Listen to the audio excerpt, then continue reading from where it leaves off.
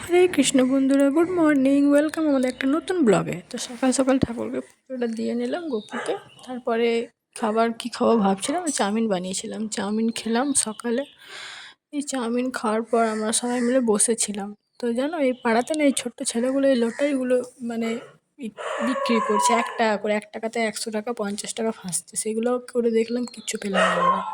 তারপরে আইজু এসেছিলো, খেলছিল, নিয়েও একটা ক্যাম্পা নিয়ে এসেছিলো, সেটাই খাচ্ছে আর অ্যাক্টিং করে দেখাচ্ছে কেমন হয়েছে। তারপর বোনও এনেছিল ক্যাম্পো, ও একটা এনেছিল, ও খাচ্ছিল। ক্যাম্পাটা খাবে, কত রকম করে দেখাবে, দেখো যে কেমন হয়েছে কি। এগুলো খুব খায় জানো, এগুলোই নিয়ে আসে। আর ঠান্ডা লেগেও যায়, এইগুলোই এনে খায়।